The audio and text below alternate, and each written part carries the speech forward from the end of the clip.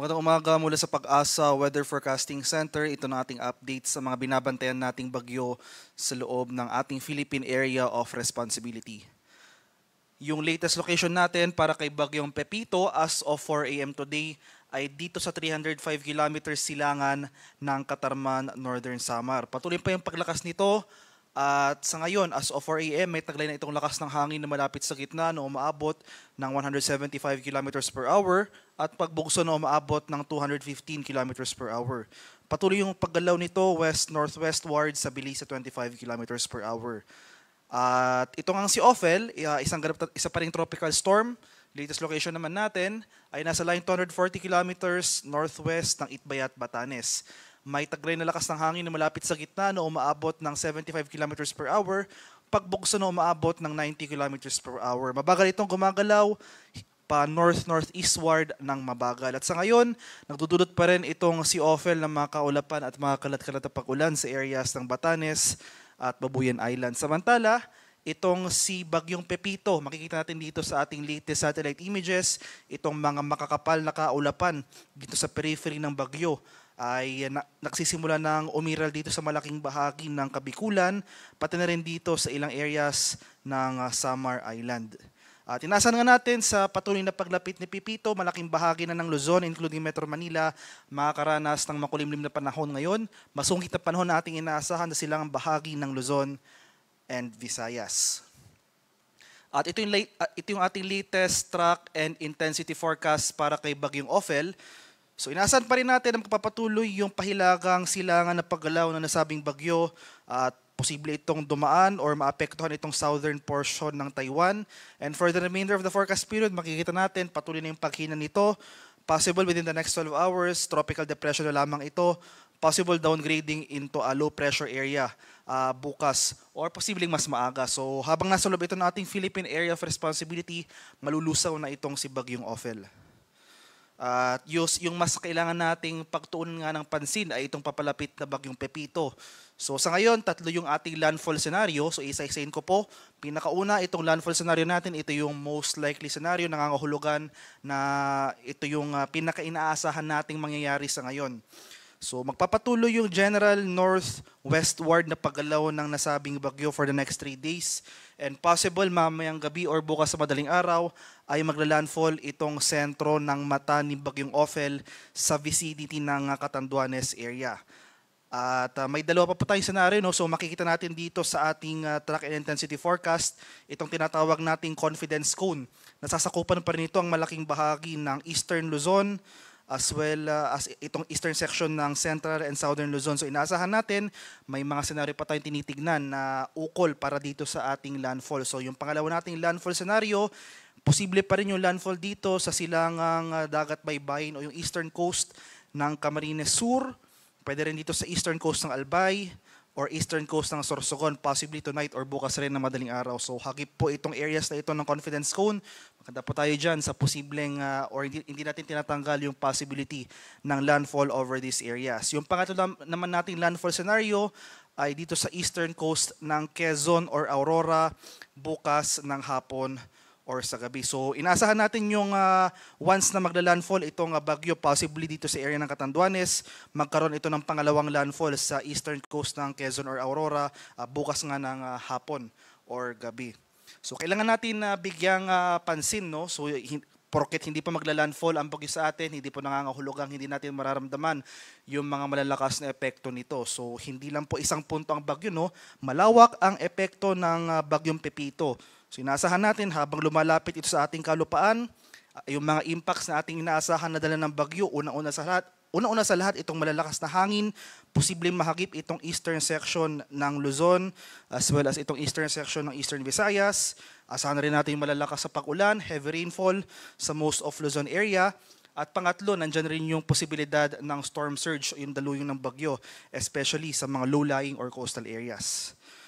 At inaasahan nga natin na magpapatuloy, so habang nasa karagatan itong si Bagyong Pepito, magpapatuloy yung paglakas or intensification nito. Possible, mas mag-intensify pa ito into super typhoon category sa mga susunod na oras prior to landfall sa mga areas na nabanggit ko. And after landfall, inaasahan nga natin ang slight weakening or bahagyang paghina ng bagyo. Possible by Monday, humina ito bilang isang severe tropical storm na kung saan nasa labas na ito na ating Philippine Area of Responsibility. At dahil nga mas lumapit na itong sentro ni Bagyong Pepito sa ating kalupaan, nagtaas tayo ng tropical cyclone wind signal number 3. So as of 5 a.m. today, so may palugit po tayo, no? Warning lead time na 18 hours. So asahan natin itong mga malalakas na hangin sa areas under wind signal number 3.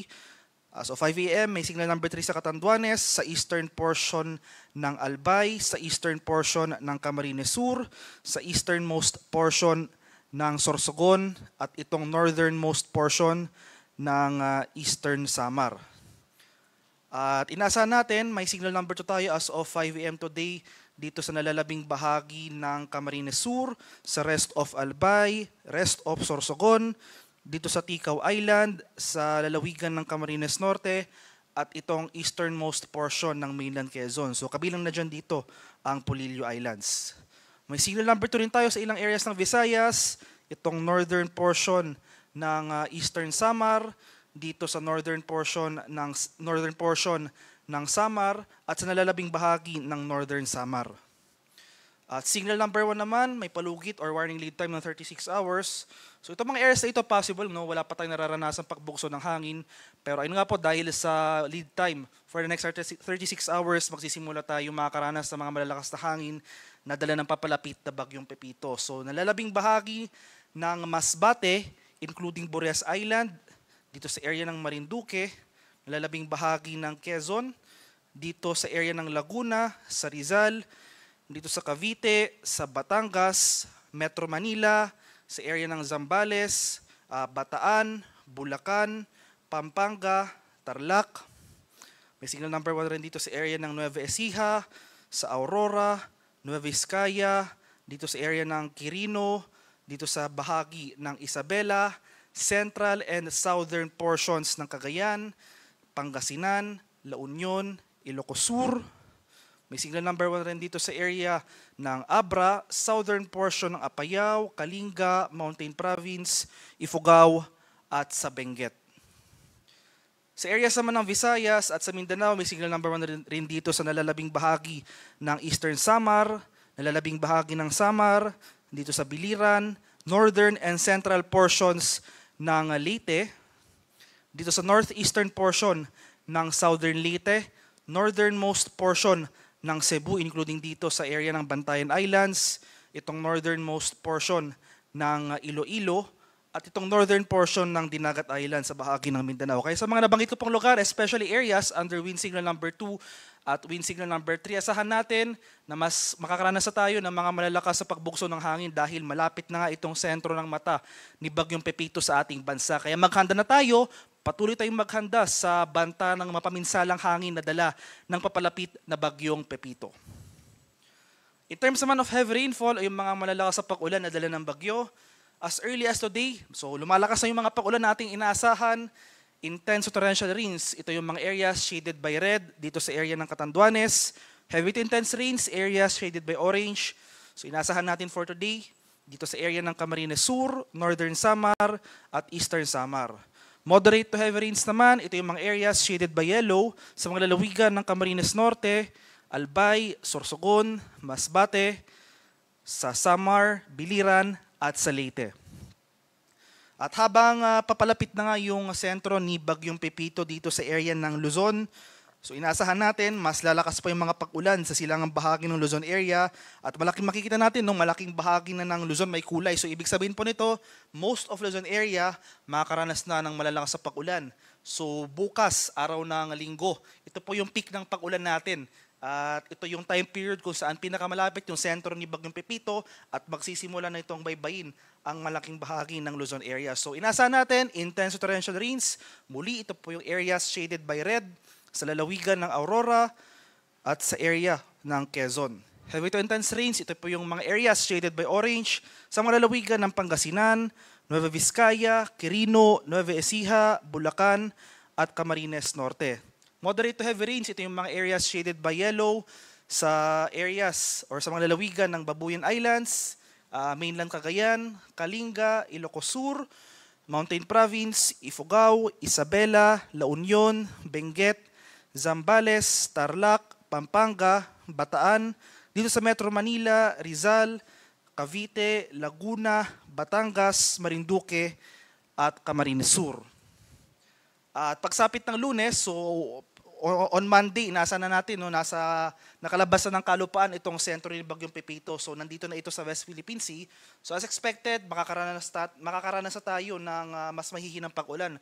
Unti-unti nang hihina yung mga pag-ulan nating mararanasan, mababawasan na rin yung mga areas na makakaranas ng pag-ulan. Gayunpaman, inaasahan pa rin natin, magkaroon man tayo ng mahihinang pag-ulan dito sa ilang bahagi ng Luzon dahil nga inaasahan natin itong significant rainfall in the coming days, possible maging saturated na yung mga lupa dito. So mataas pa rin yung chance ng mga pagbaha on this area. So nevertheless, on Monday, moderate to heavy rains ang ating inaasahan sa mga lalawigan ng Ilocos Sur, La Union, Pangasinan, at sa Zambales. Ngayon pa lamang, especially sa mga lugar ko pong nabanggit, yung mga areas shaded by orange as well as yung mga areas shaded by red, intense torrential rains pong ating inaasahan doon. Heavy to intense rains rin ang ating inaasahan on some of those areas. Maghanda na tayo ngayon pa lang sa mga banta ng pagbaha at pagguho ng lupa dahil inaasahan natin itong mga malalakas sa pag-ulan na dala ng Bagyong Pepito as early as today. Magpapatuloy po yan hanggang bukas. At isa pa ito sa mga impacts na kailangan nating paghandaan na dala ng papalapit na Bagyong Pepito. So itong storm surge o yung daluyong ng bagyo, yung latest issuance pa natin ng storm surge warning as of 2 a.m. today. Inaasahan natin ang mahigit 3 metrong taas ng daluyong ng bagyo sa ilang coastal communities ng Quezon Province. So yan ay sa mga bayan ng Calauag, Gumaca, Lopel, Plaridel at sa Quezon. 2.1 to 3 meters naman na taas ng storm surge ang ating inaasahan sa mga coastlines ng Albay, dito sa area ng Aurora, sa bayan ng San Juan, dito sa bahagi ng Batangas, sa area ng Camarines, sa mga coastlines ng Camarines Norte, Camarines Sur, dito sa Catanduanes, sa Eastern Samar, sa bahagi ng Isabela, Northern Samar, ilang coastlines pa ng Quezon Province, as well as itong area ng Sorsogon. 1 to 2 meters naman ng storm surge height or daluyin ng bagyo ang ating inaasahan sa coastlines ng Bataan, dito sa Batangas, some areas of Bulacan, dito sa area ng Cavite, Ilocos Norte, Ilocos Sur, sa bahagi ng La Union, sa coastlines ng Marinduque, dito sa Masbate, sa Metro Manila, dito sa Pangasinan, Pampanga, sa coastlines of Samar, dito sa Sorsogon, at sa bahagi ng Zambales. Kaya sa mga nabanggit ko pong lugar, especially itong some parts of Quezon Province, no? So ngayon pa lang, maghanda na po tayo, lumikas na po tayo, especially yung ating mga kababayan sa low-lying or sa mga coastal areas dahil nga inaasahan natin ang pagtaas ng ating mga alon sa mga areas na ito. So makipag-ugnayan po tayo sa ating mga lokal na pamahalaan para mapaghandaan itong storm surge. So itong storm surge, isa po ito sa mga pinakamapanganib na epekto ng papalapit na bagyo. So wag na po nating antayin na lumapit pa ang sentro ng bagyo sa ating locality. Ngayon pa lamang, nag-issue na po tayo ng storm surge warning. Inulit ko po, itong area ng Quezon Province, some coastlines along this area, maghanda po tayo sa banta ng storm surge ngayon pa lamang. And sa kalagayan naman ating karagatan, as of 5 a.m. today, may nakataas na tayong gale warning sa malaking bahagi ng Eastern Southern Luzon as well as Eastern Visayas. So isa-isain ko po, may gale warning tayo sa lalawigan or sa coastlines or coastal areas sa Catanduanes, itong northern and eastern coasts ng Camarines Sur, itong northern coast ng Camarines Norte, may gale warning rin dito sa Northern Samar, eastern coast ng Eastern Samar, eastern coast ng Polillo Islands, sa bahagi ng Albay, Sorsogon, pati na rin dito sa Ticao at Burias Islands. Kaya sa ating mga kababayang mangingisda at may mga maliliit na sasakyang pandagat sa mga areas na ito, huwag po muna tayong pamalaot dahil makakaranas tayo ng maalon hanggang sa napakaalong karagatan na dala ng papalapit na Bagyong Pepito.